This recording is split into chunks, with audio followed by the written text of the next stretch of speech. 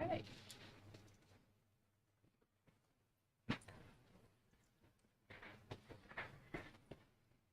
I want to welcome everybody to our board meeting today.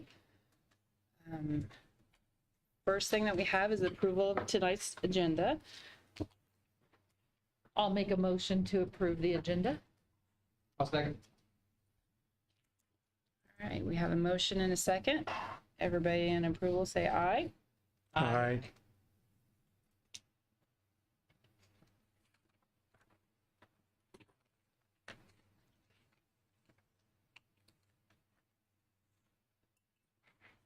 Okay, do we have any public comments? No.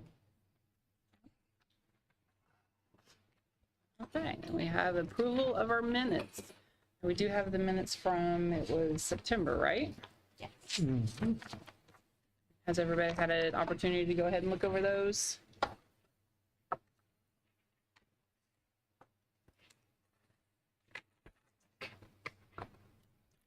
It's the error that I thought I had caught upon further reflection. I think that was how we ended. It was on a quarterly. So, sorry to send you on a wild goose chase there, but I had that etched in my mind, I guess, when I saw it. Hey, no worries. It's been a pretty boring week so far. So. And make a, yourself. I make a The motion auditors have that been we on site. approve the minutes of the September board meeting. I'll second.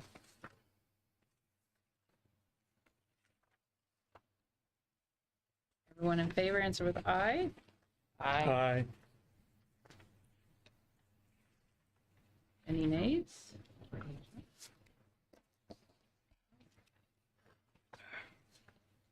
Now we have the approval of the CEO report. Everybody get an opportunity to look over that. If not, we can take a few minutes and review it. Now, in there is the new charter, correct? It's the The midterm site visit, yeah. Mhm. While we're reviewing, can we make comments or questions? Or should we wait till we get a motion? Let's wait until we get a motion. Okay.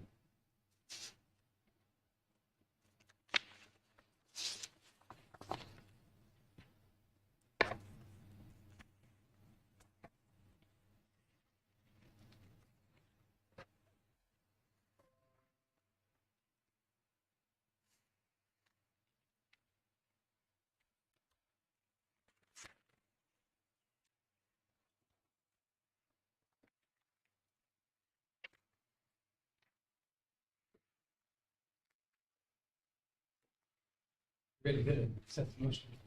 Absolutely. Sure. I move that we accept the November CEO report as presented. I'll be glad to second that. Any comments? Discussion. Well, as a comment, I would like to thank Jill for that excellent section about item either approving income or cutting expenses that were not included in our big spreadsheet. Very helpful, very well written. I hope everybody got a chance to read that through, then I don't have to explain any of it, but we'll see. Thank you. You guys gotten this yet? Yes. Okay, reimbursements, my last? I think so. yeah. Okay. And the charter midterm review is scheduled for February? Sure you Yeah. know that? Yes, so they will be here at the end of February, and they will actually attend our February board meeting Okay. as part of that 2-day review. Now, do we need to be here, or a couple of us, an hour before, according to what was? We'll set up a schedule. Okay. I will try to make it as accommodating as possible. I plan on starting that work about mid-December. Okay, I know we got plenty of time. Yeah, but getting to have it that far in advance is very helpful for us so that we can make sure everybody's scheduled. But we are currently on site with the auditors, although they will not be back. We're just going to finish the rest of it digitally. So that's going fairly well. So does any members of the board need to be at the site visit then with them, or just, They'll do a small focus group that doesn't have quorum. So I think we'll be able to have 3 board members meet with them. And they just basically ask kind of some of our governance questions, internal controls, how things are going. So this will be a little bit differently because in the past, and I think I mentioned this in the CEO report, they used a company called Advanced Ed that was then bought by Cognia, and they would send people like me to other schools to do the reviews and then provide that feedback to Ball State in a huge report. Cognia does a lot of school accreditations across the nation and actually across the world. I never got picked to go across the world on it. I tried. So for this to be just done on site by Ball State staff members will probably make it a little more familiar than quite the formal process of the others, but also adds another layer of interest to it. So we have a positive relationship with the members from the Office of Charter Schools. Jamie Garwood, who is the director now, who will be the primary evaluator. And then Dawn Miller, who does kind of the academics, and Mariette Seiler, who's been with them as long as I can remember. She'll be looking at kind of the finance part. So I'm not sure if they'll bring their whole five-member team or just the 3, but That was my next question about roughly how many people they would bring. yeah, the department itself, they have 5 employees. So actually they have 6. The only one that wouldn't come would be Georgette, and she's who does new school authorization process. The rest of them are all with current operations. So we The shall last see, but meeting I'll like find out. that, I sat in on that seat. The guy wanted to know all of the details of our debt service. I had to recite all the mortgages. So maybe I won't be involved this year. I'll study up on those. I'll make sure we have a cheat sheet for everything. Yeah. But at this point, I mean, our board is as well informed as I think it's ever been on things. So Talking about debt service, a question that might fit in here with the nature of the CEO report. On the Halo system, now we have a lease now set up for that. And there were notations in the bookkeeping footnotes saying that it had been put into cash or the debt service. Is that, what is the nature of that lease? Because I hadn't heard any terms. Is that something that Train is offering for us? Or No, how does that work, just briefly? the Halos have nothing they're not associated with Train. Okay. So the company that we are using for that is Johnson Controls. And Okay, they do yeah. some monitoring for some of our other systems and whatnot. And so with the Halos, basically it's a 5-year program.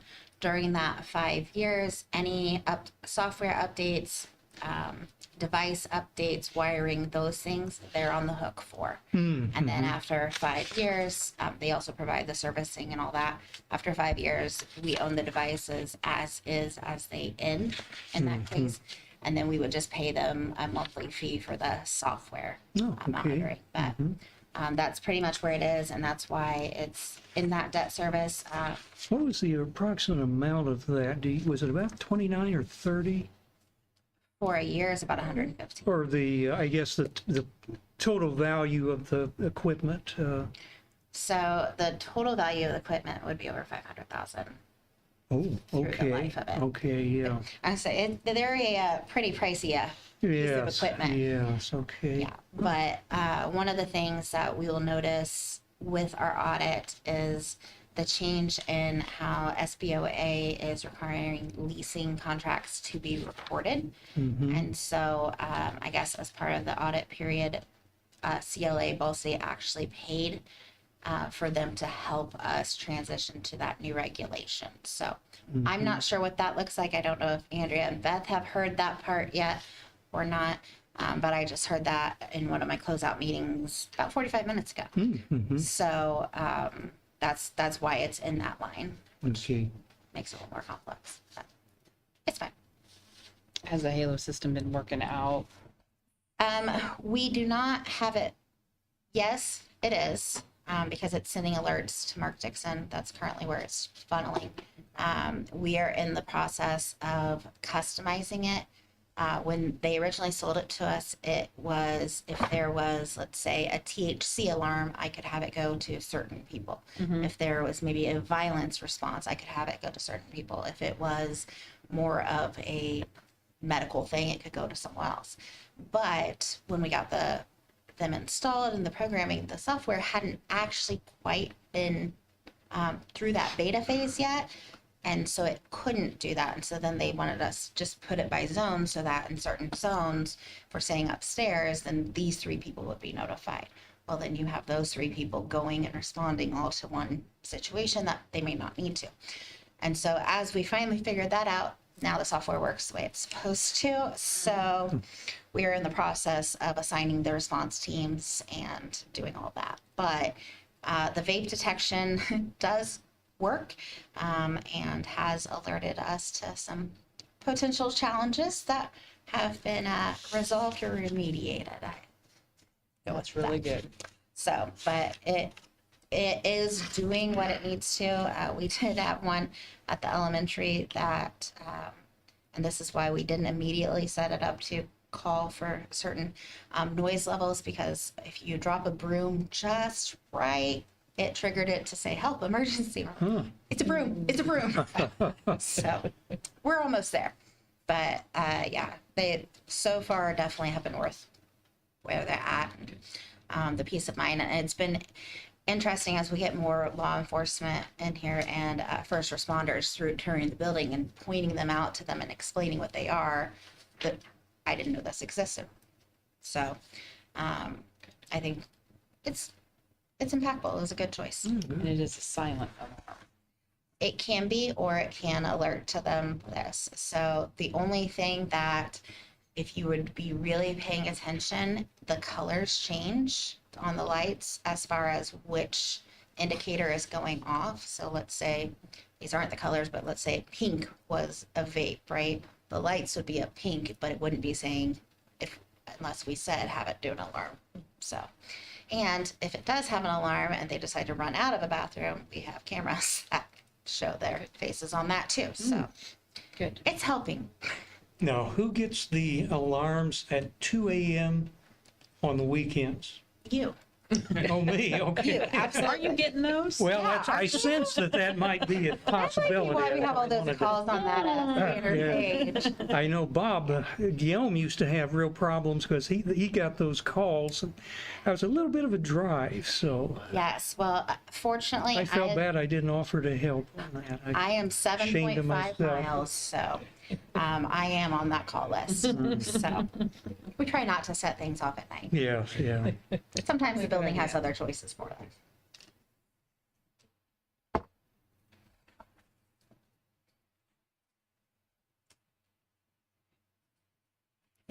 Maybe you guys voted on that. This is very So good information, very good information, Remember, we voted on that. very useful. No. One maybe quick technical question that fits in here rather than the next discussion. On the innovation grant, let's see, we have the second installment somewhere in the $500,000 range in January.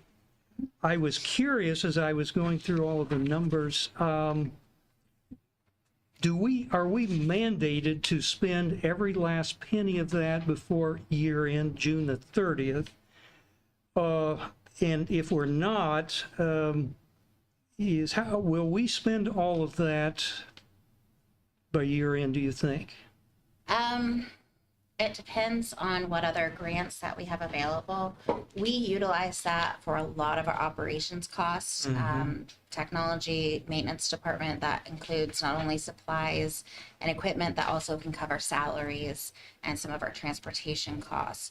And so we try to spend as much of it as we possibly can to, if one of my, I know I've gone on this rant for a long time. If they give us money and we say we really need money, we better spend that money. Yes, agreed.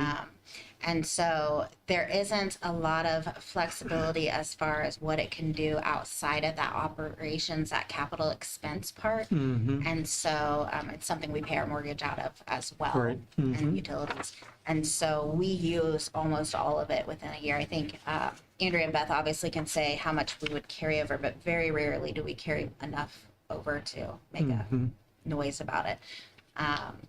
Yeah, that was something as we were going through the audit where they said, well, you guys have pretty much spent all of your ESSER.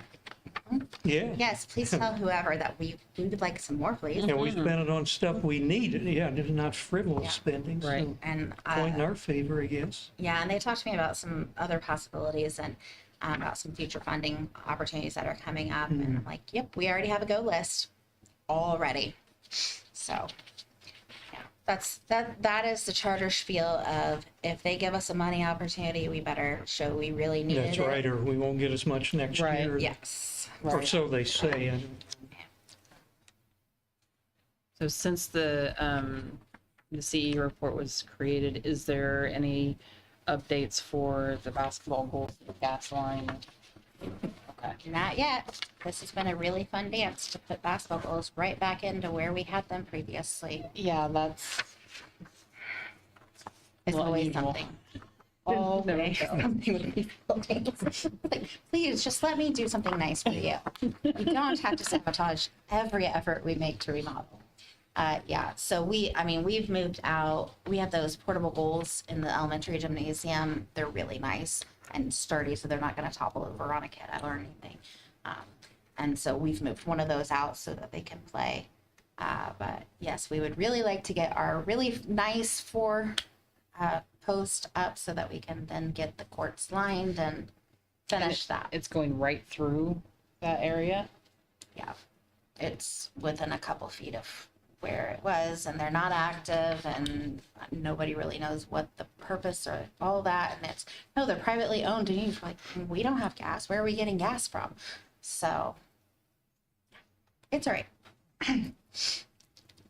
We'll get it figured out, or we will find a new solution. But those nice goals are going up somehow. Is there anything else? Any other discussions? All right. If I could have approval, we've got a motion and a second. Have everybody's approval for the CEO report? Aye. All those in favor? Aye. Anyone not? All right.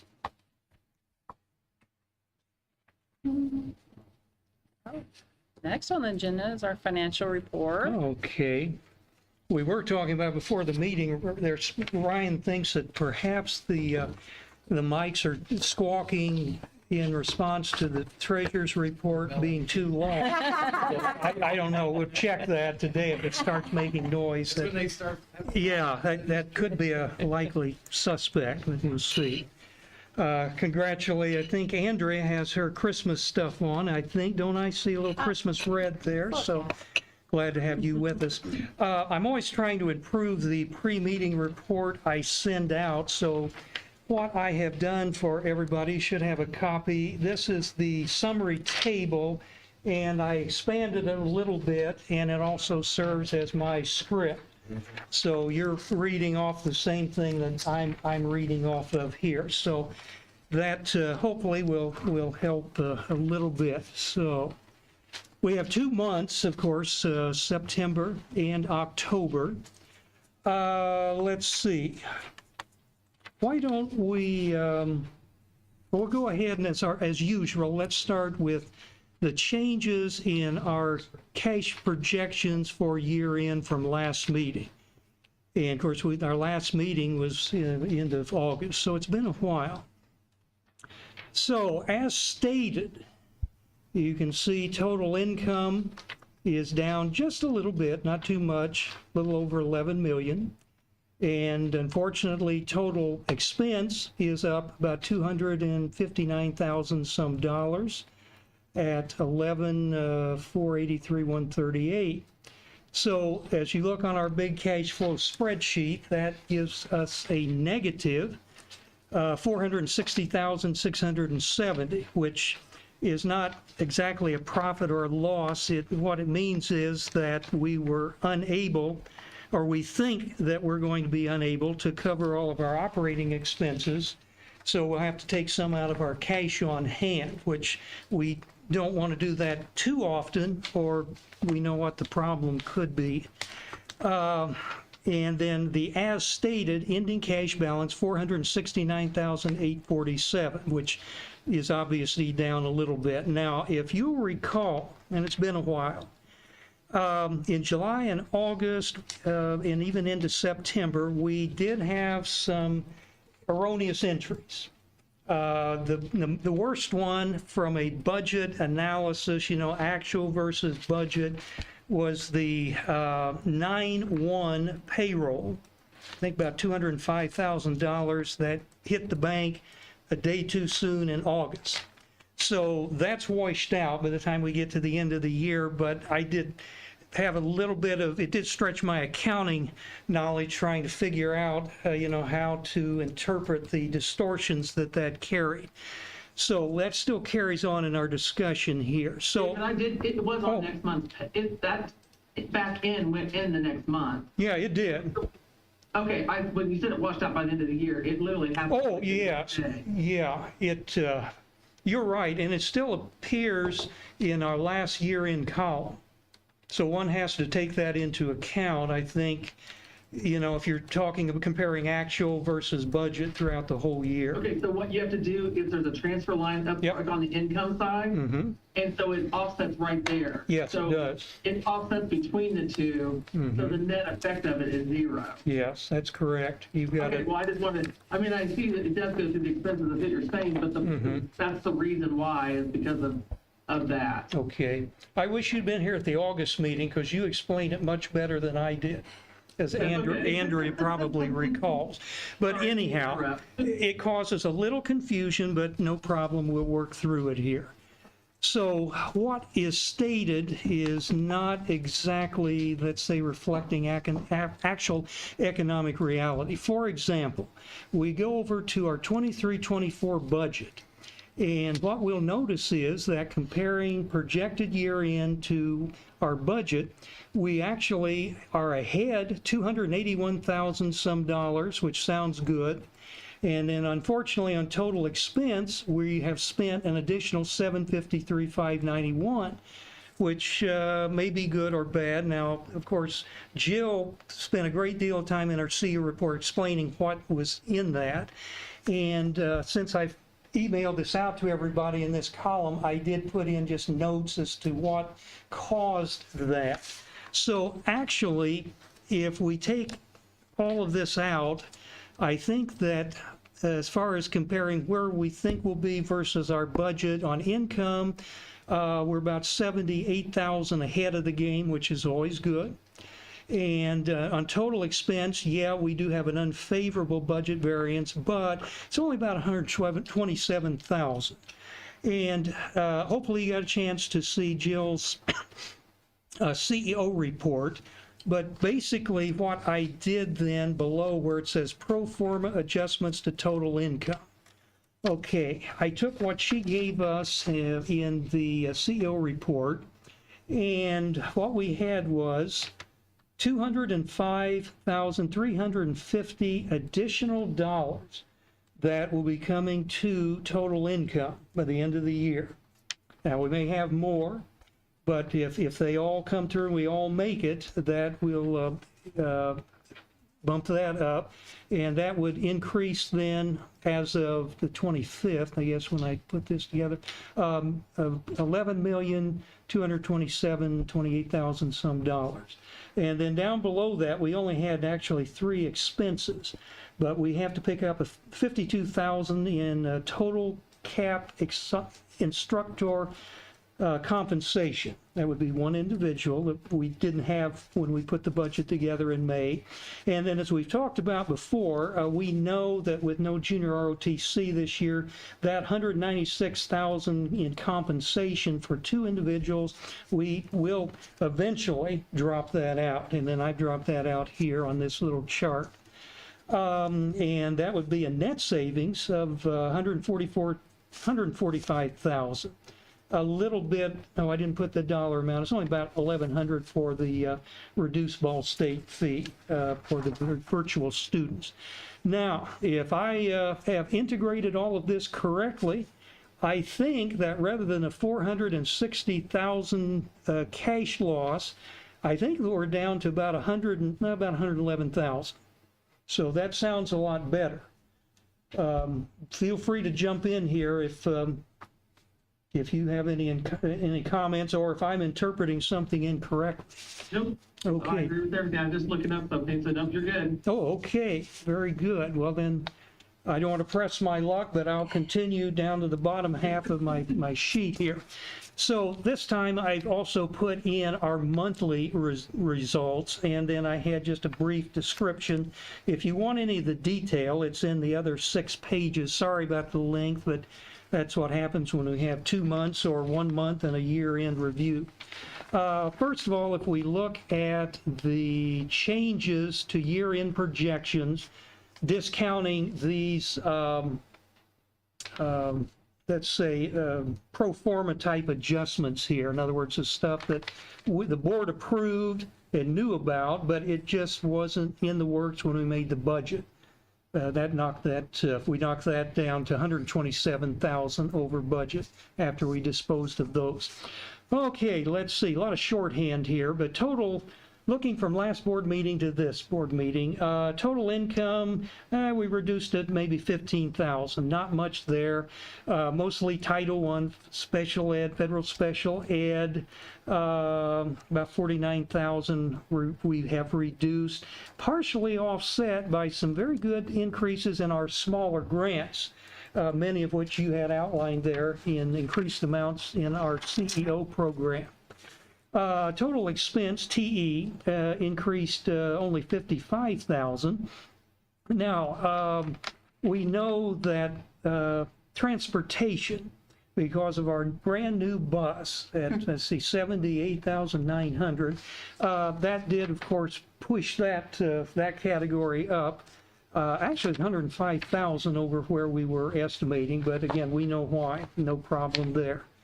Let's see here. Now, the others, building improvements increased 68,000, but that's kind of a red herring, I think, like our food service reimbursements.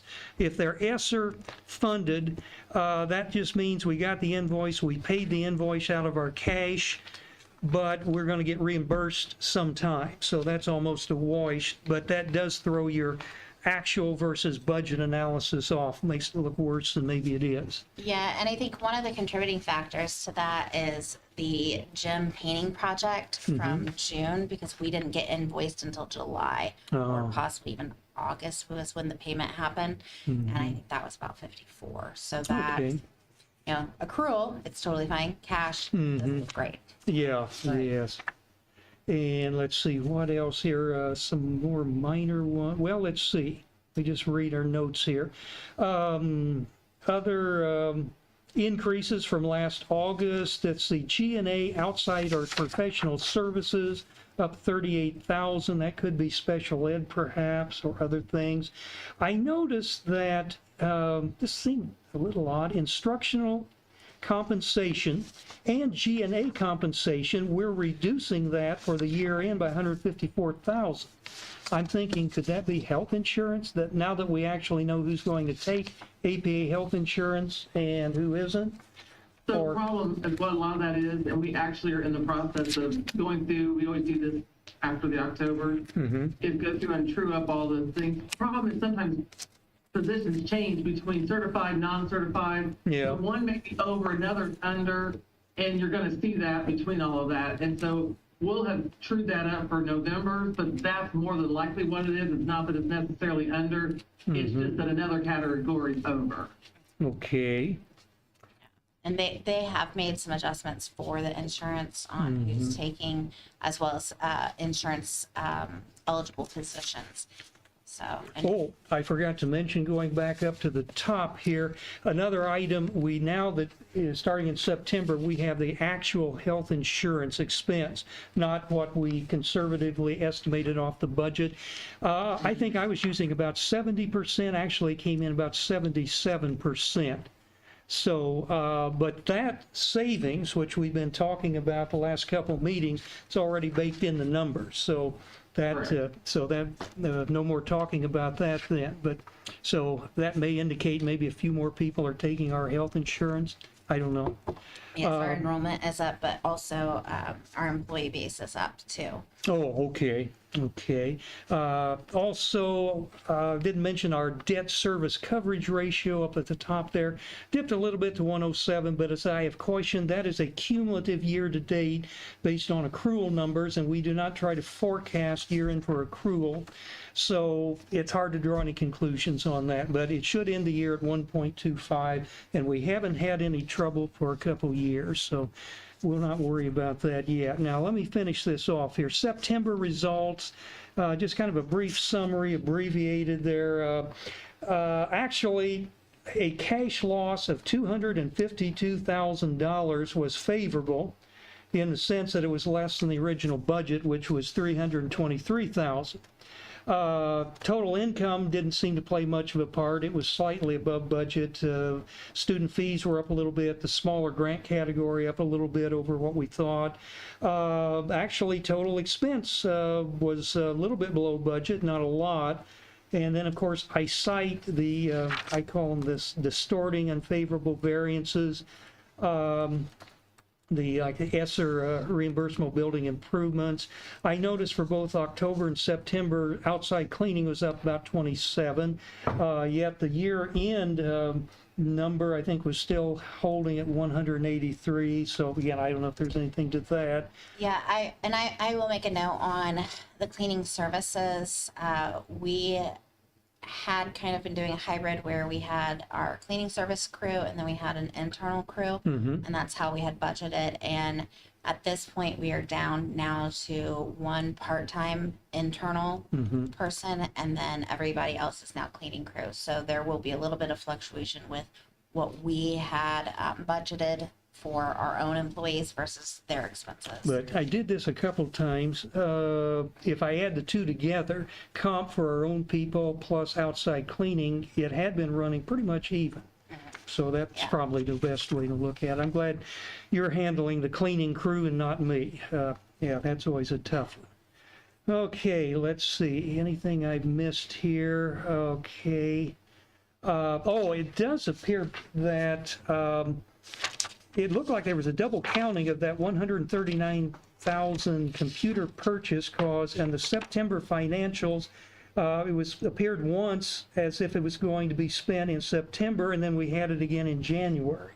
Now, I'm assuming it's January, it will be it. Of course, that's Right. borrowed money, but that caught my attention. Yeah, so it was on the budget for them, but it just ended up getting moved for when it was gonna be moved in the budget. Okay, so let's see, and then quickly here, let me finish up with October's results. This is sort of the opposite of September. We managed to turn a budgeted 33,000 cash loss, or loss into a cash loss of 203,000, which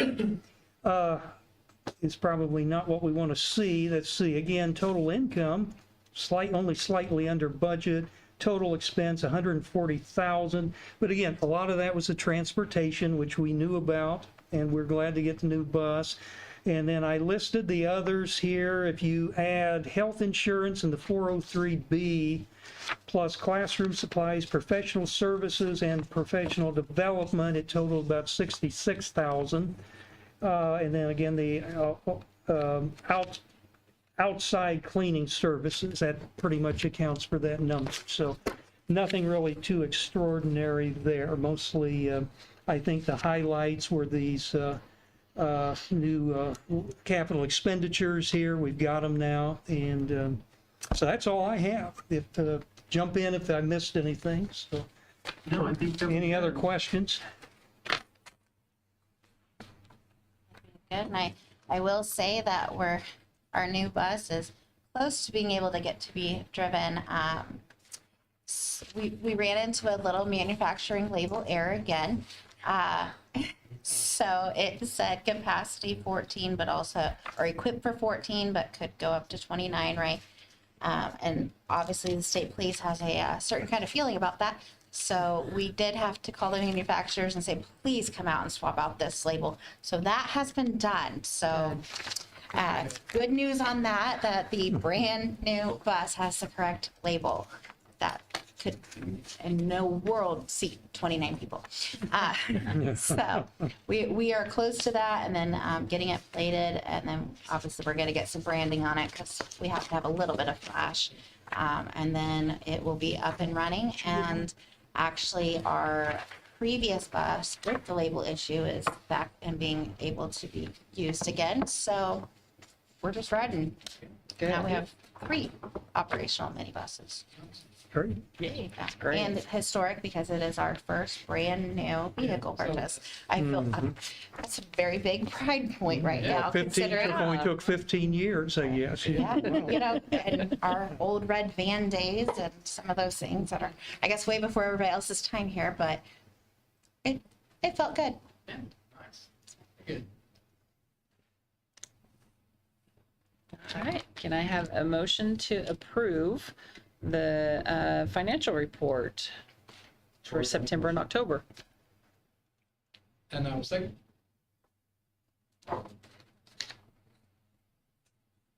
All those in favor? Aye. All those not in favor? Okay, all approved.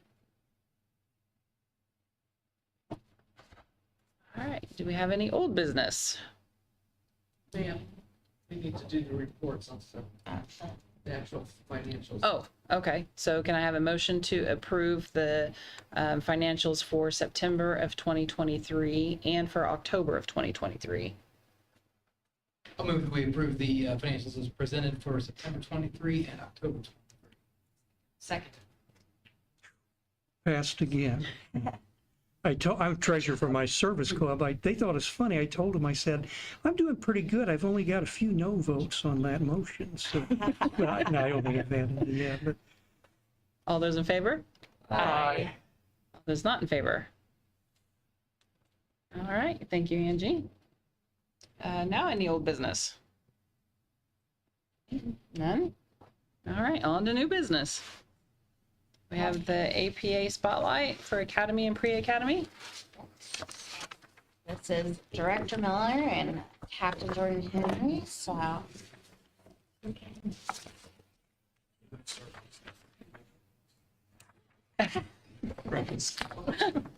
That's It's 6:41. We also have a basketball game going on right now, so split personnel here tonight. It's a what, did you say? A what? There's a boys basketball game this Oh, evening, a home game. basketball. Okay. It started at 6:30, so. I'm not even sure where we're playing. I don't know. Her granddaughter is. You there? what is it? You okay? It's a purse snake. There you go. Swear back. I set you up for that. he's got ambushes at both ends of the tables here because I took one out at the last meeting trying to get to the restroom. So beware.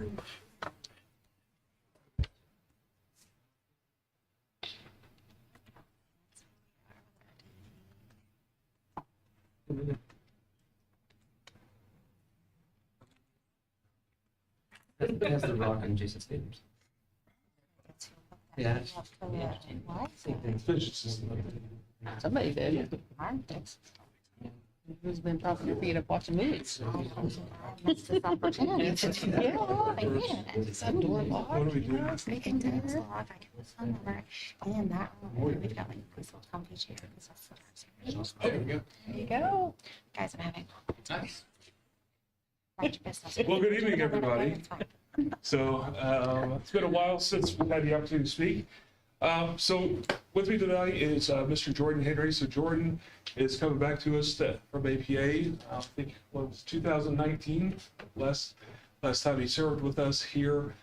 So Jordan has stepped into our Dean of Academics role want to give him the opportunity to kind of present to you all some of the things that he's been working on, and then I will go into a little bit more detail of some of the other programs that we've continued to operate. I'm sure there are some questions about some of the things that have been going on, and I'll be willing to stand up here and take some of those questions. So, Jordan? Thank you. Again, for the introduction, for those of you I don't know, my name is Captain Jordan Henry. Longtime lover of APA because I met Jill Barker back in the mid 2000s and taught English here. Loved it. Got a little bit of admin experience elsewhere and came back because this is home to me. But I love the culture that we have. I love the kids that we have, and it's awesome to be back. Welcome back. Thank you. Thanks.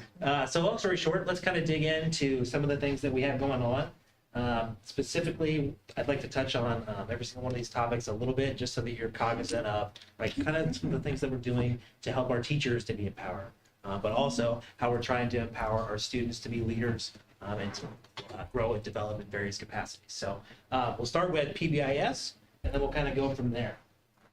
So first and foremost, PBIS is just like an incentive program that Dr. Nolick runs. And this is something that is really, really phenomenal because it recognizes our students, right, for some of the beautiful things that they are doing and rewards them, right, for the positive behavioral interventions that they're seeking, positive academic supports, right, that they are receiving and progressing in. But also coincided within this is a teacher reward system as well. So, right, our teachers, basically, when they are making progression in professional development hours, right, in their own growth and development, they get rewarded with things like food or supplies or gift cards, right? And it's just a really neat system, I think, to just engage all of our stakeholders.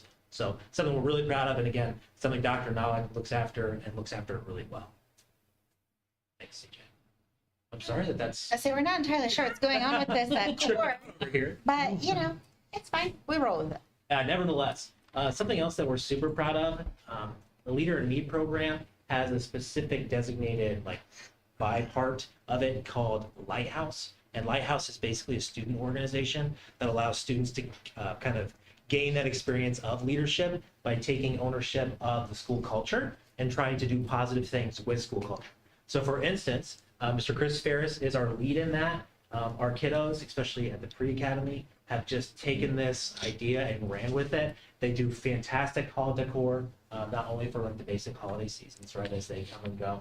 Our Hispanic Heritage Month, they decorated the entire school for that, and it was just phenomenal to see that culture represented. But not only that, they do Fun Friday festivities as well that, again, incentivize the kids that are doing what they're supposed to be doing with a fun reward. Lastly, one thing that's not up there, they took it upon themselves near Halloween to pitch their own idea of let's do a dance, right? Let's have a Halloween dance. It was just really cool to see kids take ownership in something like that. Basically organize the entire thing and make it come to fruition. So really, really cool. Last thing though that they also participate in is portfolio development. And what that simply means is our students are basically creating a portfolio of here's where we are academically and here's where we are in our leadership. Here's how we are trying to seek growth in those areas. And it's just a really cool tool for them to say after a year or two, hey, look where I was, right? And look how I continue to grow and evolve, right? As a student, as a person, you name it. It's really beautiful. Thanks. Yeah. You want to talk about this one? Yeah, go ahead. So one of the things that we've moved to here in one of the initiatives that we've put forward for the last 5 years is really paying attention to our cultural heritage, specifically the celebration of Hispanic Heritage Month, September 15th, October 15th, Miss Wendy South in our Spanish classes have really taken ownership. Our students have taken ownership of that by preparing a convocation. In that convocation, each of our students that represent one of their Latin American countries, so their country of origin, where their family roots come from, so they are able to get up and present. They communicate that, and it's really a very, very specific program that is designed by these students.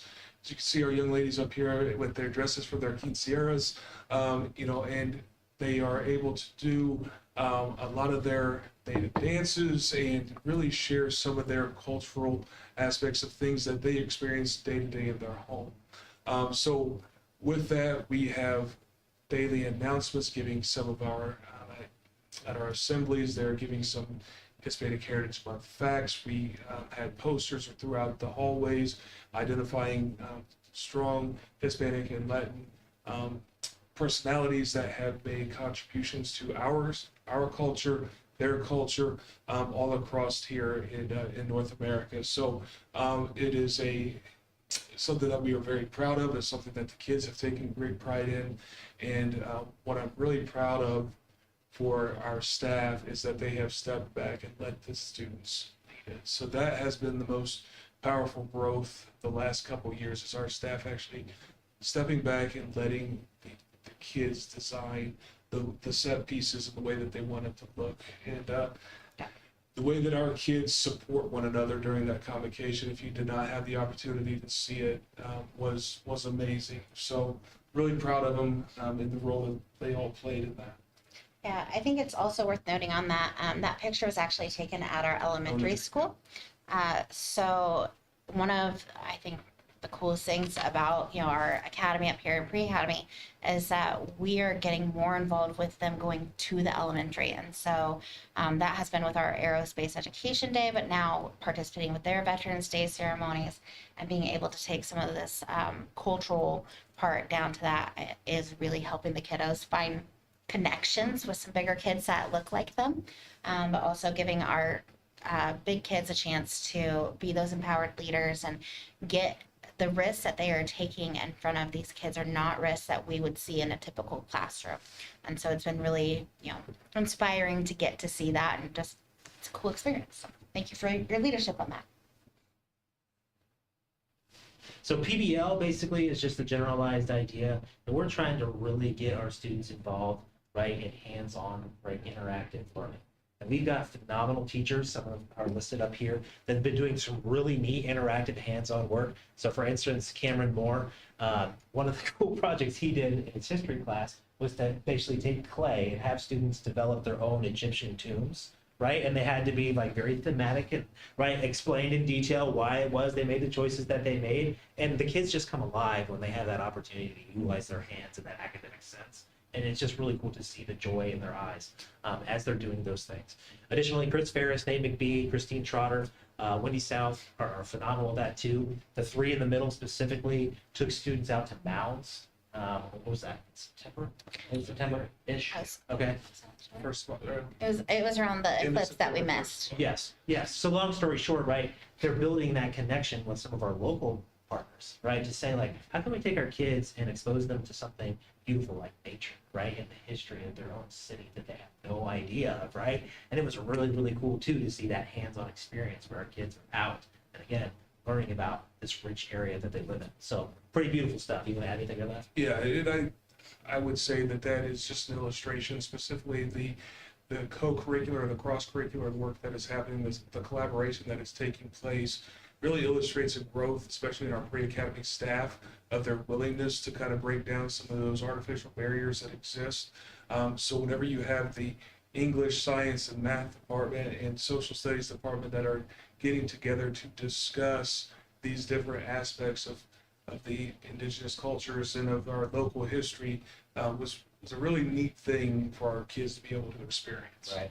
And if I could add one other thing too, just from that image, you can tell that's the makerspace, right? So a lot of our teachers have just shown phenomenal, willingness to engage in a different space, right? To take kids into that environment and to allow them to use their hands, right? Sometimes our teachers have been afraid of that, right? Like, oh, what could happen? Kids are going to be using sharp objects. Oh my goodness gracious, right? Chaos. But it's been really cool to see them be empowered to be able to do that. And the kids have taken that model so well and done really beautifully. So wanted to add that. What is PBL? It's not curious. Project-based learning.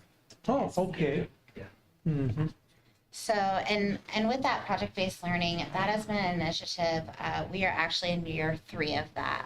Our staff has about 40 members of our staff, K through 12, have attended programming over the summer to become certified in that practice. And it's beyond doing, in school, we're going to do a project and you end up with like a poster board, right? And this is our project. They are actually looking at some of the real world problems and having to find a solution. A perfect example is the never-ending basketball court that we're trying to do at the elementary, that's actually from an elementary PBL, where they wanted to solve that problem. And that's how we ended up getting that space paved and buying the new goals, just not getting them up yet. But that has been something, you know, I was talking to Brielle Rue today as part of, you know, we're talking about kind of where our direction is going, and really APA has become a future focused education. And so the skills that they are learning from this, the exposure to the makerspace, the real world problem solving, real world application, we know we're preparing kids for careers that do not exist. Even anything we're saying, this career is here right now, in 10 months it's going to be completely different, right? Everything changes now. And so this approach to learning is making our kids adaptable, and that being able, like with the middle school cross curricular, to see how learning goes together now. It doesn't make it isolated. So, you know, when you were teaching, right, you were kind of in your content area. When I was in mine, they left my crazy self in my English classroom. They didn't want to come to that nonsense. But being able to show kids how it all is making their actual future happen it's been really awesome in our careers. So good time to be alive.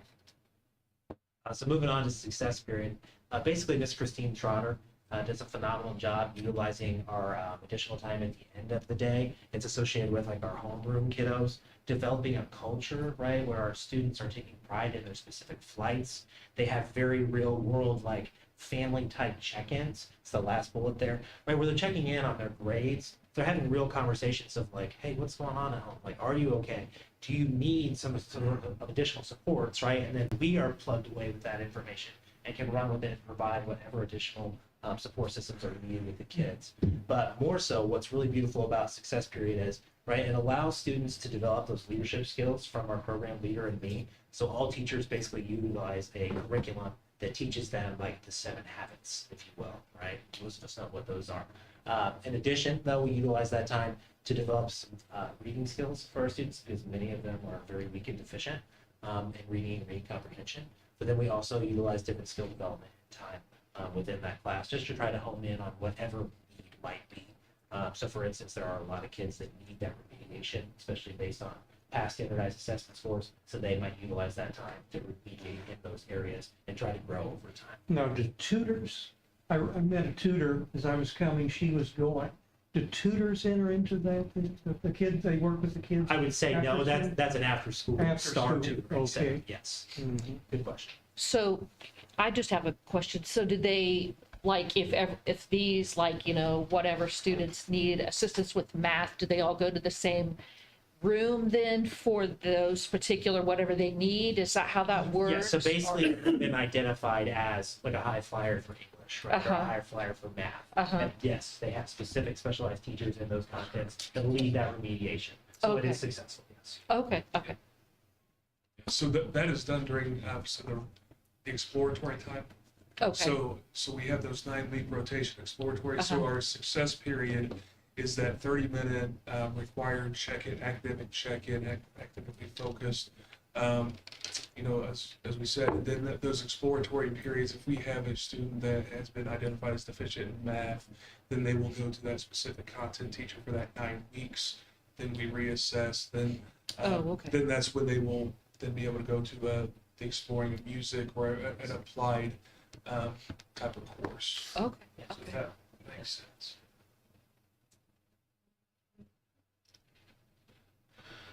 So O flights, so our O flights have continued to grow. You know, with Mike Austin's retirement, you know, we were sad to see him retire, but the work that Mike Austin, the foundation that has been laid with Mike Austin and Mike Dean's continued support of our local, the continued support of our state CAP unit, our local units, our facility in Anderson Community Airport has continued to grow and attract a large number of pilots that are ready to fly our cadets. So we are able to get 6 to 8 aircraft out here committed to us to be able to come out and fly. That work that we do during encampment during the summer, our staff is designed to organize O flights. They are asked to organize O flights. So our work here in the state of Indiana with CAP, it has just increased So the Sunday before Thanksgiving, we actually had our a small group of CAP cadets go over to Illinois, be able to participate in glider flights. So it's an awesome opportunity, and it is just a testament not only to the work of our CAP department, but of the cadets and the way that they represent APA themselves and their families whenever that we get them into the airplane and the pilots want to come back and fly. That is a huge testament to the type of kids that we're sending out. We know that, from a day-to-day basis, 12 to 19-year-old kids can act up. They can have those childlike behaviors in the hallways, but whenever you put them into small groups and you get them out into our community, they are really young men and women that we can be proud of. And it starts here with our O flights, as I said, just the partnerships that we have developed with those pilots, with the airport, has been something that has been very, very successful, and we look forward to continuing to do that as long as weather continues to cooperate. So our fall, weather, that week it is always taking a look at the forecast first thing in the morning, 5 o'clock in the morning, trying to determine whether or not they're going to be able to fly in and support. So learning all of that, learning the difference between the low ceiling and all that stuff has been a huge growth curve for me. But it is really, really neat to see the smiles on some of these kids' faces whenever they return. It is just, we had one young lady that this was her final hurdle in regards to that battle with anxiety. And she was able to connect with the pilot. We got her out to the airport. Pilot took about 15, 20 minutes to be able to convince her to get up, and she wanted to go again the next day once we finally got her up. So it was a great experience for her. It was a great experience for the pilot, and even seeing the kids celebrate her whenever she got down was a neat thing. Continuing with the idea of getting our kids off campus. One of the things that I've really tried to explain to our staff and explain to our students, our goal here at APA is to get our kids into the community and get them experiences. There are a lot of things that our kids need to have the ability to experience that they cannot experience within the 2-mile radius of their home. So we have really put a point of emphasis. Everything on here that you'll see took place the first 9 weeks. So I want to kind of go through some of the highlights of the field trips and some of the rationale behind what we were looking into. So first and foremost, career and college exploration. So a few of the things that we had take place this year. So YLA and Anderson University we wanted to continue to expand that relationship. And what we are looking at developing is that continuing to grow what we are calling that college go mindset. We have a group of students specifically in the 7th, 8th, and 9th grade that are very, how do I want to say this? They can achieve at a high level academically, but they lack the self-esteem or the belief in themselves that they can project themselves onto a college campus or project themselves into a professional career. So what we are doing is we are really trying to be intentional in our focus group and so this is a pilot program. So we are looking at 15 to 20 students that we are trying to highlight and take to AU's campus. So the first trip here is with APA in Alexandria, and they are doing some of the team building activities. So they all had to project out loud to the group a goal, like a dream, like what their dream career would be. And then they got introduced to the other students and how they share similar dreams, how to achieve those dreams. Then they are introduced to one of the departments at AU. So our first trip was the business department. They got, a professor in business was able to come in. Then they were able to collaborate. They got into groups of 5, 6 students, and then took their dream career, and they were supposed to create a business with their table mates. And so it was a really neat program. So we returned to AU. As I said, it's a pilot program, so we're going back again in February and March. same group of students. We're going to go back in, continue that, and expand that program next year. So really looking forward to that. We did host a college and career fair there at the end of homecoming week, where we had 15 community partners come in and participate. Looking forward to expanding that again next fall. It was just a successful end to what is termed College Go Week across the state of Indiana. So really excited about that. IUOE, so the Indiana Union of Operators and Engineers out near Chesterfield, once again gave us the opportunity to do a site visit. So we took 40 students out there. While out there, they were able to have access to the cranes. As you see, a young lady here had access to an actual excavator. They were able to do, climb all over the equipment, get in and operate some of the equipment. They were able to do simulators doing that. So that was a great opportunity. And then Cameron Anderson, who's down here in the bottom left. So the IKORCC, which is the Indiana, Kentucky, Ohio Millwright Association. So it's the relationship, I cannot remember the RRC, what it stands for, but it's basically the Millwrights and Carpenters Association, the apprenticeship program down in Greenwood, Indiana. We took, I think we took 40 kids, 35 kids down there to introduce to the apprenticeship program down there. So that is kind of the introduction into some of the skilled trades and some of the careers that are available out there. So they were able to get hands-on tools. They were able to see some of the training programs. And what made the program exciting was whenever they walked in, the program was very intentional to be able to show a diverse staff, showing people from different age ranges to different genders, races, ethnicities. And so it really opened the eyes to a lot of people, a lot of our students about the availability of the trades. Along with that, we have continued to focus on our cultural experiences, along with the things that we do internally with our Hispanic Heritage Month and Black History Month. This year, Mr. McBee, so our 8th grade social studies, 2 years ago, we were able to participate virtually in what is referred to as the Black Male Summit that is put on by the Monroe County Chamber of Commerce and the Black Chamber of Commerce that is associated with IU. So this year, we actually got the invite to be able to take a group of students down.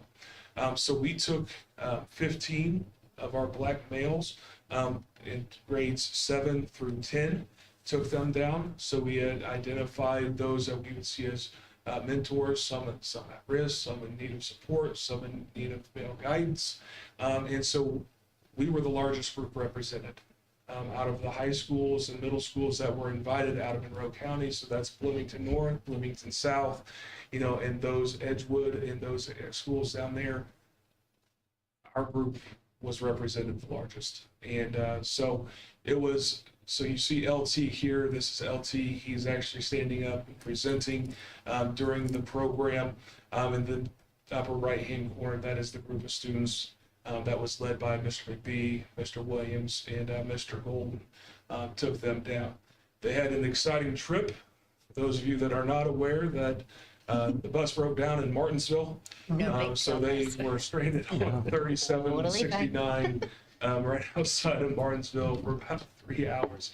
So we got it taken care of, but it cost us a little bit of money for Chick-fil-A and everything else to be able to feed them dinner. But we, so they had a full experience. The other picture down in the bottom right, we have continued our relationship with IRT. One of the things with the Indiana Repertory Theater is that our kids here are very passionate about art, about music, about performing, and with us not having, the full theater program just yet, us having those that are interested in, we're able to direct, to some of the local theater productions and things like that. But we are being very intentional in providing access to the arts, and IRT has been wonderful in supporting us and allowing us. I got the phone call in June, making me aware that they would be sending out the list and want to make sure that want to know how many tickets we were going to need, because the way that our kids represent us whenever we go down there is just a wonderful thing. So in September, a group of seniors, so that was anybody that was in English 12 or dual credit English, got to go see Frankenstein. So the Mary Shelley's Frankenstein. We do have our U.S. history, so our juniors and sophomores are going this Friday to go see A Christmas Carol. So we are excited about that. So get to continue that type of program. So that's what we have going on. Those are some of the positives, some of the highlights. A lot of things going on. But I know there are questions. There are some growth points that I'm willing to stand up here and talk about, and answer some of the things that are going on. There obviously have been some pretty significant changes that have taken place here at APA. Things about that first 9 weeks. For those that are not aware, we did have the U.S.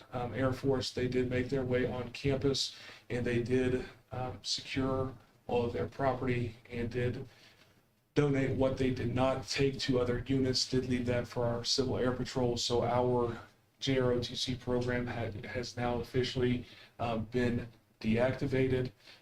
So that has been something that we have continued to work through, but it has been a very positive experience.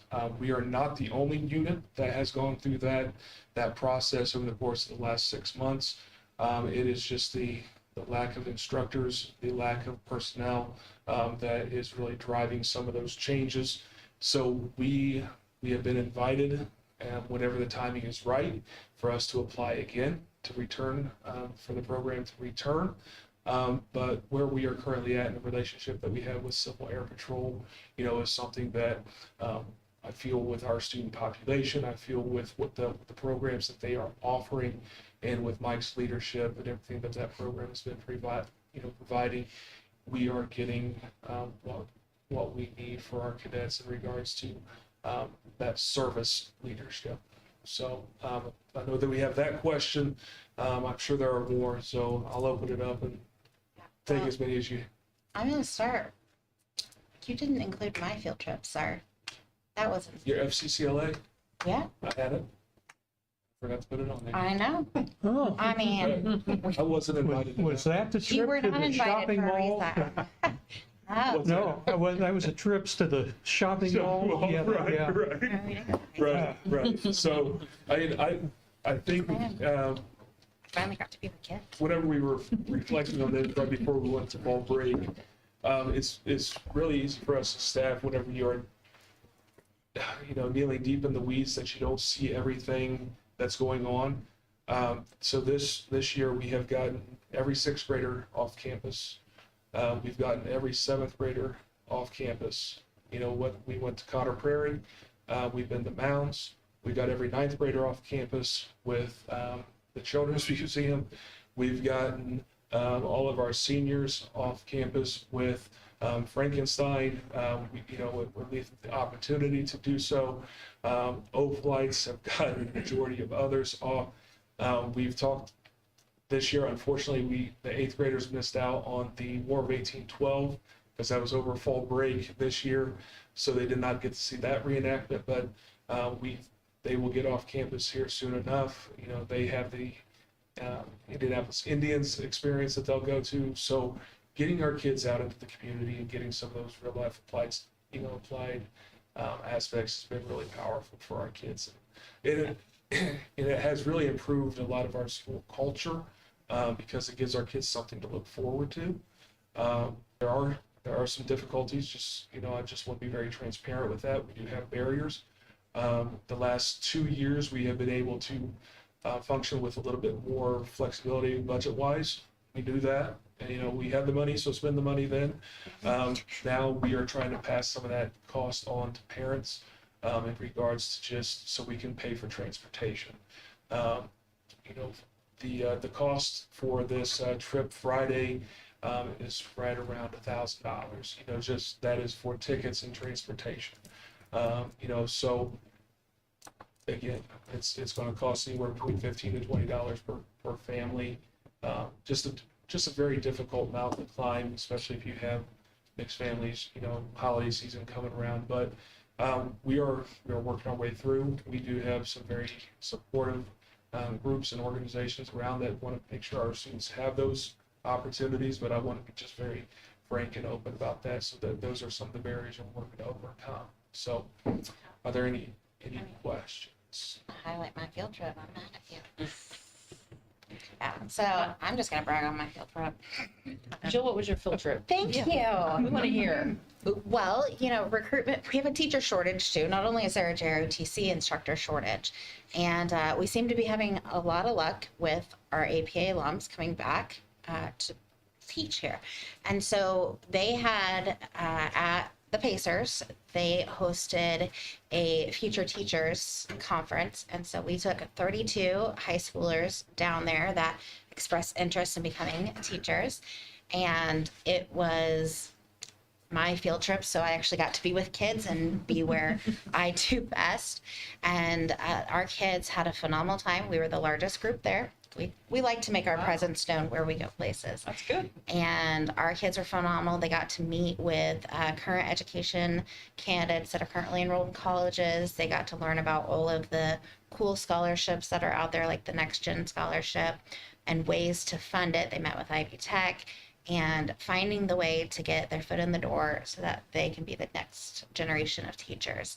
And so then we got to go to the spaghetti factory for dinner because that's definitely a must. And then we got to go to the Pacers game. And this also coincided with the FFA National Convention.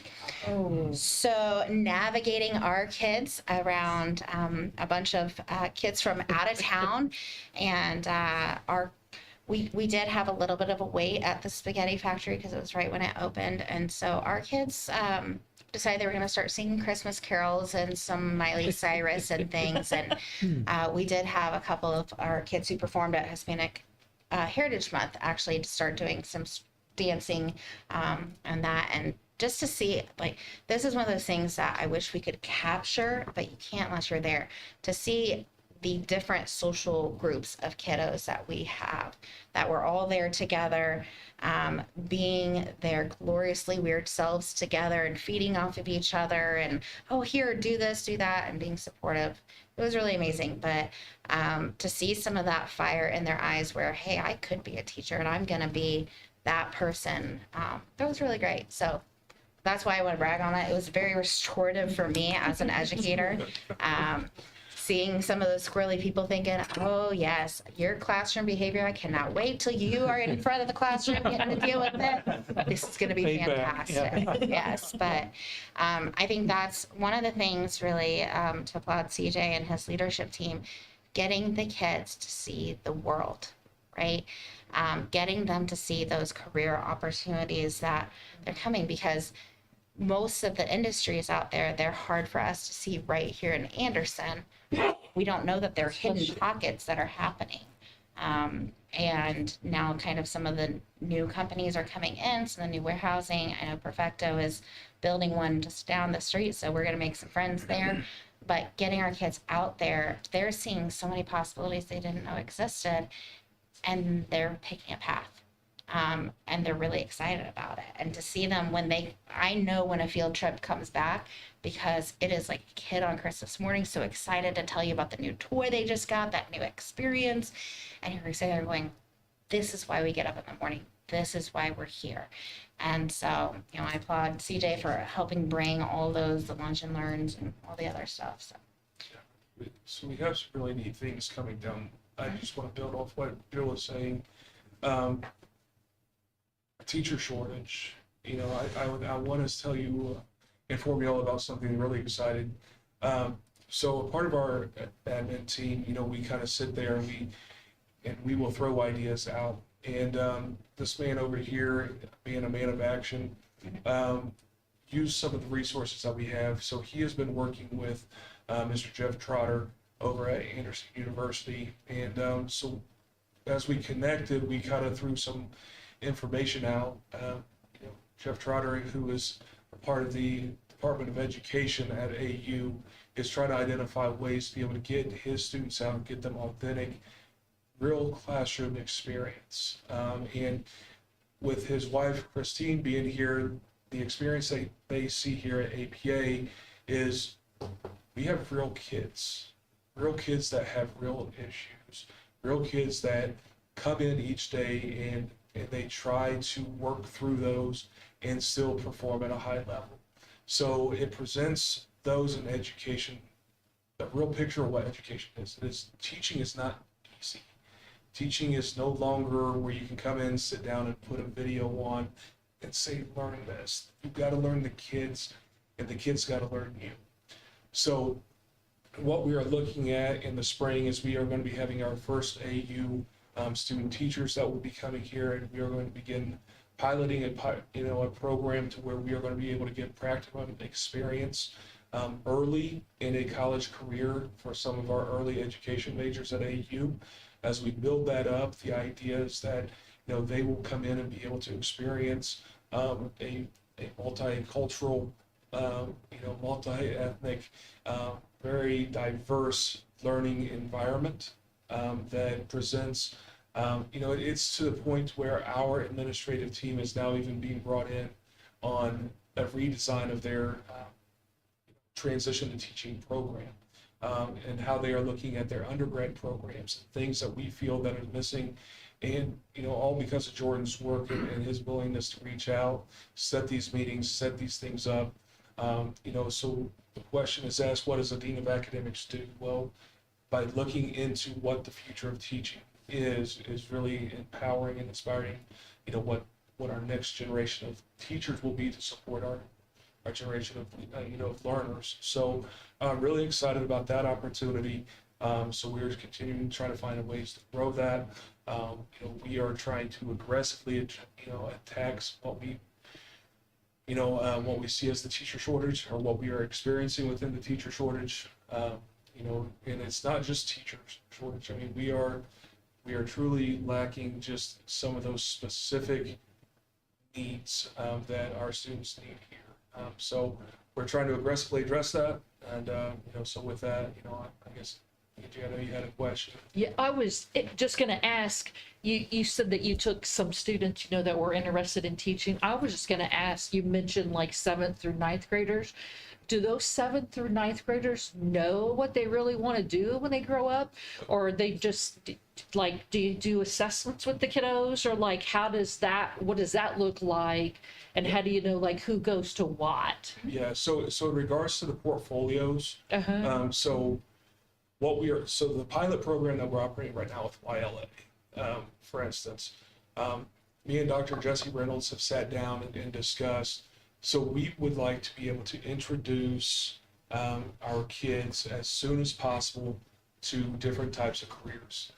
Research has shown that by the end of 6th grade, if a kid has no interest or has set aside a blue collar career or a skilled trade, they will never look into that again. So our goal, as we start to pilot the program right now, with some of our 7th graders on the portfolios, they're taking career assessments. They are taking some of those. What type of learners are they? Are they hands-on learners? Are they audio? How do they learn? So they are trying to assess themselves. So we are working on that. And then that gets a little deeper into 9th grade in that preparing for college and careers class. So they're either taking that as a 9th or 10th grader. But then as they go through that class, then they'll get a tour of D26. And so they'll have access to it. The idea right now is we are trying to plant the seed earlier and continue to water it as it goes. And then identify avenues for them. We do not have, an avenue right now for 9th and 10th graders to get full hands-on experience with, say, construction trades. Now we can introduce them a little bit in science, or even in some of our social studies classes, to the makerspace, to circuits, and some of those smaller type of things. But computer science is something that is going to be huge. But we started with an investment in our esports program. Mr. Lyons, if you have not had the opportunity to meet him, who's currently teaching math, but he is a computer programming, computer science major. And that's what he's developing right now. So we have our entry-level computer science. The idea is that he is going to grow the program and he'll continue to grow into that. We're looking at coding and everything else. Didn't the school used to have like a robotics team or robotics club or We something? did. We were in Vex Robotics several years ago. That's when the Decker family Right, was that's- working here. Yeah. And we've not been able to really start that back up. It takes a lot to do it, and having a sponsor that would be interested as well as the kiddos. I did make sure when we built the makerspace in this hallway that we actually have a Vex robotic field. So if you go in there, there is basically a Murphy bed type of style of a playing field for the robotics. And if you hit a button, it pulls down and it's all regulation size. So, the hope would be to bring back that possibility, but it all depends on the kids' interest. Right now, a lot of them getting into our esports, which we've got kind of down in the basement right now. That is an eclectic group of kiddos that, they don't go together, but then they meld together so easily over the video games. It's very cool to see them kind of do that. And so we follow the kids' interest.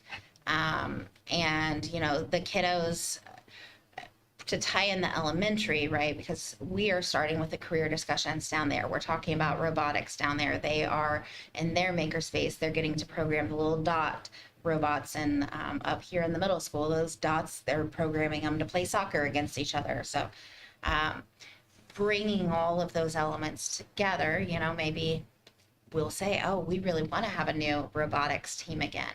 One of the biggest challenges is having the small and less funded robotics team. It's hard to find a lot of competitions or get to those competitions. There's a big push with FIRST Robotics, which is one of the leading robotics in the nation, but that's $50,000 minimum a year for a team to participate. It's a great opportunity for bigger schools, or if you have that extra funding, and it helps connect them with industry partners. And, a lot of industry partners are donating to be sponsors because they're really just finding their kids, right? Or their future workers. And so by doing that with our lunch and learns, by doing that with those other parts, we are bringing those partners in. I had a very positive lunch right before we went to Thanksgiving break with one of our local manufacturers, and they are very much interested in coming here and helping our kids gain those skills to develop their future workers. They really believe in our school and our empowered leadership model, and our kids are just a little bit different, right, in the coolest ways. And so getting them connected, some of our kids within the next 3 years, they're going to start an internship and apprenticeship before they graduate high school. They're going to get paid to do it. And then when they graduate high school, they are going to be making a ton of money. And that this is kind of an emotional thing for me to see the life-changing possibility that is literally in our neighborhood for our kids is going to be incredible. So, but having robotics and exposure to that would also help with that, but we're working that. So. I think the National Guard has offered to sponsor $50,000. Yeah. You got that? We take cash or check. Dinero. Necesito mucho dinero. Por favor. So, as I said, a lot of things going on. A lot of positive things coming down the road. A lot of challenges. We know that there are challenges. And we're not afraid to shy away from the challenges and not afraid to address them. So what I appreciate is the support. I appreciate the willingness to continue to move it forward. I appreciate the challenge whenever the challenge is needed. So again, thank you all for that. So if there are any other questions, Mr. Henry, give it. Thank you all for having us. Sounded very good. Thank you. Thank you for coming and joining us. Things were so Yes. much more, Thank you. so boring when I was a student, it seemed like. Wow. It's the Video Game Society. We gotta keep it interesting. We gotta keep up. All right, so next on is field trip approvals. Do we have any? If applicable. Well, yes, actually, one landed on my desk today, and I actually didn't know it was coming. So, here we go. So this is an amazing opportunity. This would be fall of 2024. And we have a brand new teacher to APA, so she's already committed to be with us next year because she really wants to do this field trip. Mrs. Lorna Tinkle, she is one of our new science teachers. She's a Navy veteran, so she's also from Florida. And in Florida, they have a tiny little place to visit called Disney. And Disney has an incredible program that I had never heard of called the Imagination Campus. And it is an opportunity to take a group of kids down there, and they basically get to take a class at Disney for a couple hours. And there are many different areas. What we're looking at is a STEM and physics focus. So basically, they're going to learn how to create and make a roller coaster. Nice. Taught by the experts at Disney. And there are some other programs with leadership and how they run their business and they do their marketing. So the kids will get to go behind the scenes, see all the stuff that Disney tries to hide from you, get taught by Disney Imagineers, and then they also get to go explore all the parks. And so with this field trip, like I said, it'll be October 2024. It will be geared towards the 6th and 7th graders of 2023-2024, so next year's 7th and 8th graders. It is going to be a application process for this field trip, and so the grades, behavior, the character, all of those things have to be where they need to be to best represent us, because this obviously huge opportunity, but also Disney's not really going to want kids that are just there to play, right? Right. So that does make it a little shorter of a time on fundraising, but they have some proposals in place for it. I've connected them with one of our graduates' families that they do a lot of Disney travel. And so helping us find the cheap ways to get places and do things so that we can get our kids there. It is possible, I think it's going to be about $1,000 per kid. But we do have opportunities in place for that to do some fundraising and make sure that the kids are going to, if we have, obviously, like we do for everything, if we have a kid that's struggling, money is not going to be what keeps them from getting to do the opportunity. And so I'll be going after some small micro grants that can help fund some of those opportunities as well. But so laid it on my desk today. It's must have known it 2 weeks ago that this was going to happen. But I think it's an amazing opportunity. And while, yes, we're still getting a lot of details kind of ironed out, by being able to approve it today and start advertising, promoting, that gives us the chance to get sponsors, get the kids fundraising if they need to, and really connect. So Current what grades? I'm sorry. current 6th and 7th graders. Current 6th and 7th. Yeah. So it would be 7th and 8th for next year. Yes, and we would be looking to take between 25 and 50 kids with us. 50 seems like an insane amount of middle schoolers to take to Disney. However, I have already had about 10 staff members volunteer to chaperone. So at this point, we might have one chaperone per child. We might be able to handle it. And looks like our current enrollment is it 142? Is that correct for 6th and 7th grade? I mean, I don't have it memorized, but that's. I was just looking, if I'm looking at these right. Oh, Sounds about right. 69 and 70, sorry. So like Yeah, if you're looking at that, our total enrollment for 6th grade right now is 72, and 7th grade is 76. oh, I wasn't adding the, Yeah. virtual students. Yes. Okay, so we would be taking like 25 to 50. Yeah. And, you know, passing classes is obviously an important part of it, making sure that good behavior is a priority for the kiddos and the kids really owning this opportunity because it's pretty cool. Lorna has already said that she wants to do it for many years to come and kind of just make it that 7th grade field trip for everybody, which, again, that's a lot of kiddos to take to Disney, but Yeah. hey, we'll become old pros at it. It has been really great to get to hear her explaining all of this and her excitement for the kiddos and being able to help them see this. So I think as soon as you smack Disney out there on the advertisements, it's going to get a lot of interest. But again, with the application process that they've sent me so far, the kid's going to have to fill out an application, get a adult recommendation, and go through and make some commitments to things.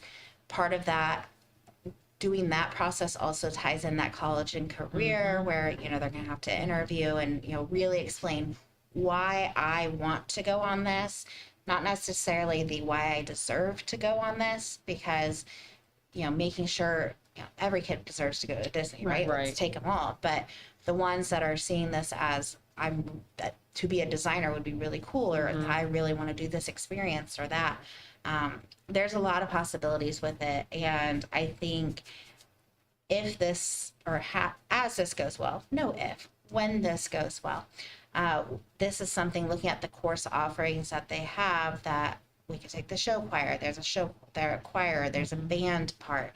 We could take our algebra 2 because doing project-based learning in algebra 2 is a really hard thing to do because algebra 2 is basically engineering math. Taking them down to Disney and learning how to build a roller coaster that makes systems of equations and all those slope actually makes sense now. Definitely a So lot of opportunities there for experience of what that world can lead to. yeah, and I think, you know, Disney obviously they are, you know, almost a world superpower by themselves, right? If you're looking at them from a brand marketing point, you know, you see a couple round dots together, you immediately think Mickey. And so the opportunities that could be there for future groups, I think is really cool too. So I think it's worth the risk. So would they be flying in or driving, and how many days are we looking at that they would be gone? It'd be like a long weekend, or? It would be about 5 days. The current proposal was to do a charter bus to go down there, not ours, but, you know, rent a charter bus. I said, have you looked at flying? Because we might be paying the same amount and getting kids in and out quickly. I don't have anybody to wink at tonight, but, you know, there might be somebody that might know how to help us figure out some transportation, right? How much does it cost to rent a private plane if you have a pilot? That might be problem solving to have our kids do. And maybe he would like to fly to Florida. I mean, it He couldn't does it hurt. regularly. See, there you go, right? He knows the route already. Yeah. Yeah. So I told her to kind of look into those possibilities because I think there's a way to maximize our time and maximize those Right. dollars and not stick kids on a bus for 16 hours. So, Especially that age group. yeah. So that Imagination Campus is like a day long, or just a It's half several a day? days. So it's several days, and they're in class for 2 to 2.5 hours. For like 5 days, or? I think it's or for 4 days. For 4 days. And then they're unleashed on Disney and Animal Kingdom and I don't know, whatever other park they said. When we went for show choir, we were at a different park each day. Okay, so you got like the 4 days of it. Yeah. I have to admit, I've never actually been to Disney. So I was a chaperone, so it didn't. there you go. You didn't get to have the fun part either. Yeah, so the teachers and adults are really excited right now. So I imagine the kids are going to be probably even more so. But we Well, shall it's see. definitely a good experience for them to go through the application process, Yeah. and let alone with them learning more on building and designing that roller coaster, and then going back out into the parks and trying to make that connection Yes. with what they're writing and what they're building. You know, that could be a very interesting Yeah. trip for them. Well, and I know Director Miller, that this was going on when I was in high school still. Over at Kings Island, they do have a physics day, STEM day in the spring, and he said, "Well, we could go somewhere locally." I'm like, "Well, the high schoolers could go somewhere locally, but we're going to Disney." That's fine. We can go. Are check you on some that local chaperone list then? Not officially, but I feel like they might need adult supervision. So someone on the board will have to go to provide that. I know my way around Disney, been there multiple times, so. Look, I think let's just shut down, and take everybody. We'll take See, the there we go. whole school. Cool. Invades, sounds good. APA invades Disney or sets up our own campus there.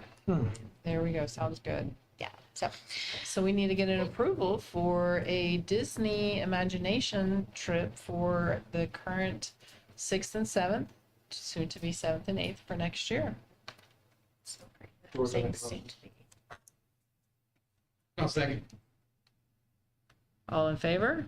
I, All those not in favor? All right. Who doesn't have a heart for Disney? Let the recording secretary deal with the verbiage. I usually do. Yeah. She's excellent glad at you making do. all the rambling concise. Yes. All right, next thing, designated board meeting day change proposal. Yes. So, as you see with your very detailed CEO report this time, when I have a little bit of additional time, I can be more thorough with my reporting. One of the challenges that we have faced for many years is when we can get our financial reports. Because our meeting is the fourth, typically the fourth or fifth Tuesday of the month, sometimes the financials aren't getting to us until, the 22nd or so, which has made it a little bit more challenging to be able to go through and prepare. I know Bookkeeping Plus, because of how complex our financials have now become, all of the grants and our growth as an organization, has made it a little bit harder. Dave gets it. Yes. So in thinking through that, looking at the first Tuesday of the month would allow enough time to be able to do it. I don't know all of your schedules. It doesn't conflict kind of with anything locally that I had seen. I didn't see like any of the other schools were doing it in that time period, because we have to consider that we share students and families, giving them that opportunity. I also didn't really see any city things that would interfere enough that we wouldn't be able to do it. I had spoken to Bookkeeping Plus. They are very much in favor of that. And then I talked to Ryan before he flew today, and he said, no, that doesn't really seem too much of a problem. I don't necessarily think it's anything we would need to vote on tonight for official action, but I kind of want to put that out there. I know obviously our board is involved in many elements of our community, so if it's not going to work, that's fine. We'll just keep figuring it out, but allowing us better time to prepare. so it's just moving it from the fourth week of the month to the first week of the month, but still on Tuesday, still same time and everything. Yeah, same time, same location, but doing it that way, it just adds kind of that little buffer. Make sure that we have everything in, and again, if they keep throwing more audits and all of those things at us, it's been a thing. Yeah, so And when would you want to start this? I would want to start it with it would technically be our March board meeting. So then that would be April for that first time. Okay. Obviously that gives us enough time to kind of prepare, but That's our first budget reading, which takes a while to get that Yeah, and that, put together. since Ball State is already coming to our February meeting, I thought it might not be a great look to change that on them, although, Yeah. and so that gives us time to kind of adapt to it and everything, but I thought with our budget, that would give us adequate. But again, for consideration, and Brian's not here or anything, but I figured probably That gives table us it and, plenty of time to, yeah, discuss mull it in over, January yeah. or something. Yeah, so why don't we table it for right now until, and that way everybody has plenty of time to look at their calendars or schedules, make sure it can coincide with everybody's schedules, and then we can vote on that come January. And then Ryan will be here as well to help, because I would hate to, I mean, he said that everything was good, but that way we can, we can make sure everybody's schedule coincides with that. So does that mean the March meeting's gonna be moved to April and we'll be discussing February? Pretty much. Okay, I wanna make sure my head was in the right circle. Yes. Yeah, So it I would actually be put a February's spreadsheet together so it would say this, this, this. Mhm. I didn't put it in my So each packet. That would have month. been smart. Each calendar month's meeting would be actually going back 2 months on the, Technically, yes. yeah, I mean, it's not, Yeah. in conceptually, that would close. Conceptually, yes. It took, that's why I had to do a spreadsheet on it, because I was trying to wrap my head. I'm like, it's only a week, but it's multiple, Yeah. but it Yeah. worked out. It started making sense, and then it was like, oh. And I mean, honestly, it's just the complexities of the finances. Just gives an extra day to finish the month out, or Yeah. an extra week to finish. We've kicked this around for quite a long while. I don't know, it's, Try to find the perfect day, yeah, and meeting time. I think when bankers were wanting stuff initially, that caused a little bit of problem, and Bookkeeping Plus, perhaps, I know they've expanded a lot too, so I think maybe they're having trouble keeping up, so I don't know. We'll deal with whatever we get handed, I guess, Yeah. so. And part of the problem, or I won't say problem, challenge is because of how many grants we have. I know, COVID grants are going away, but we just have a lot of grants now. To be able to go through, reconcile all those expenses and get that back updated to the cash flow, that right now it can't happen until the following month. And not that that causes too many issues, but I think it would save us from some confusion, or making sure that all of the accounting is done 1,000% properly. And that's as we're going through these audits, and I would just say for me in my position, learning more detailed of, oh no, this is supposed to be restricted net asset, no, this is deferred revenue. That's, I'm using those terms because I learned that today on some of our things. Being able to have that extra bit of time to catch that, or make sure that those things are going the right way, because there's differing opinions between different accountants apparently. I didn't about know what that GAAP had an means. encumbered asset. Huh, Welcome to the new part. yeah, good term. It triggered a large discussion between accounting majors today. Oh, yeah. And this They English love that. major and MBA was just like, sounds good. Yeah, our focus is a lot less on accrual theory and keeping out of the poorhouse, let's say. Yes, our that's- top see, priority. So, Bills are paid, lights are on, that is yeah, priority. Kids are taken care of. So, you did include the grant audit in the CO report. It looks like, and a lot of good information, educational on, we had a training session a summer or two ago about how does the board really know that everything's okay? So that adds to our understanding. It looked like we got a totally clean bill of health. They didn't cite anything. yes. If I read that right. You did read that correctly. So the 6 federal audits that we went through, that they called the last week of school in May, surprise, you get to do 6 audits, and it's due in 30 days. That came back actually crystal clear. There were no findings, which, that's always a good thing. But it didn't include the ESSER grant, did it? It Yet. included ESSER 1. That's okay. So it CARES, which now they're back to calling ESSER 1. But there weren't even recommendations from them. I had my audit exit conference with them on Monday, and they basically read that report to me. Yeah. We're good to go. What you had submitted. Yeah, and so basically that entire process, they were wanting receipts to prove that we bought American, or that we are favoring American companies. It was a pretty in-depth thing. We do have one outstanding audit besides our annual financial audit, the SR2 construction audit. I know I put kind of a little bit of commentary in the CEO report about that. They hit everybody with it. But some of the things they were requesting or asking, they're asking for 2 years after the fact. And some of it required to go back to the vendors if they were still in business, depending on which school we're talking about, and see, can I have your timesheets from 2 years ago for this wow. period? And this is one of those things where typically schools, we don't get enough federal money to be able to do construction projects with. And when they gave us the grants, the applications, the assurances, Davis-Bacon Act is one of the examples that was not on there as far as a requirement that you would have to go back and check and do some of these things.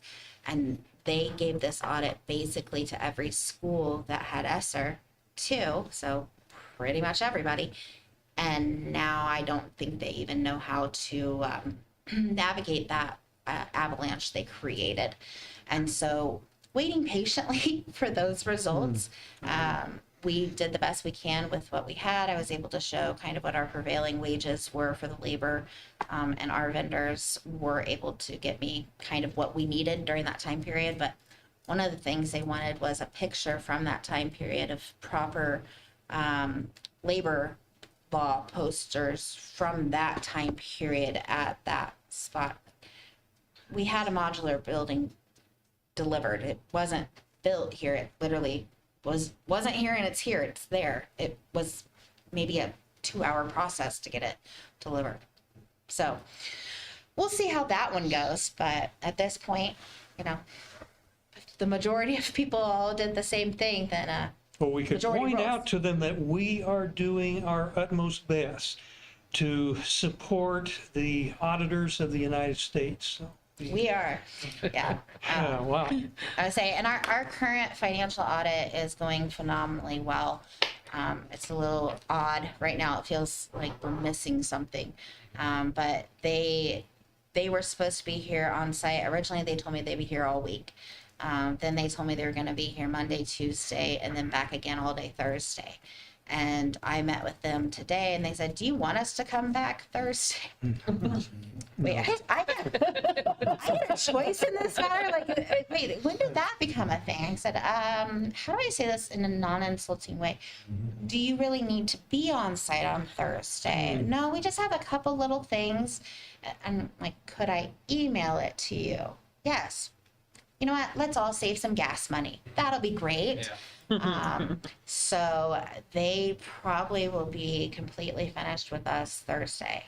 Good. Oh, that's good. Yeah. Which will be great. A lot of times when we go through the audit, they're like, "Where's this receipt?" or "Where's this or that?" And all of our tickets for the events that they randomly picked, we had all of our ticket stubs. They we were always find supposed to. something there. No, they did not. Didn't find a thing. Didn't find anything on our credit cards either. I think they're so. having to look very hard to find anything. So although Yes. I'm not sure what the point is to that, but Hey, it's good. I don't want to put any auditors out on the streets. So. No, that's all right. We like them. Yep.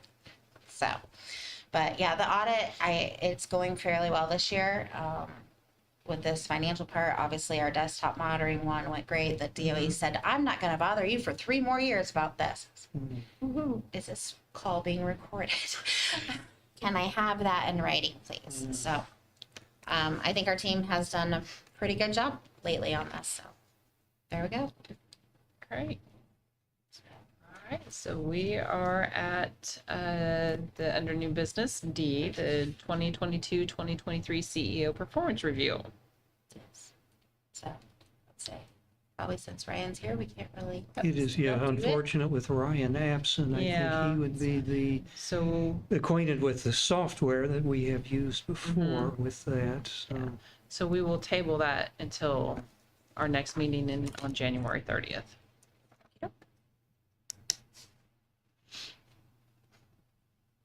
I say I'm doing great. 2 thumbs up. 2 thumbs up. 2 thumbs up. Great job. Any other discussions? Can I I want to point out, great, we became another Purple Heart designated school, which is great. Yes. I seen that right before I came in. I was like, woohoo! I think that's an amazing for us. Yeah, that's a really cool distinction. We were in the inaugural honoree group 3 years ago, and we had to reapply this year to get re-upped. But basically, for those that don't know, that basically the Purple Star is a military family-friendly school. It gives, being obviously the military style here, that is probably pretty important to us, but It's our culture. it's our culture, and being able to support families in those circumstances, as well as showing our kids those experiences too. I know we talk about our Hispanic Heritage Month, Black History Month, but also our Veterans Day ceremony is also a very student-led and pretty cool event. We did get to have an alumni this year as our speaker, so Logan Gossett was part of that. Nice. And bring that kiddo back, grown man who is now, you know, a Marine veteran and a police officer, but that was a cool experience. And so to have that recognition and know that, you know, we're doing our best to keep our word on what we said we would be. So thanks for bringing that up. Absolutely. I think it's great. All right. Is there anything else?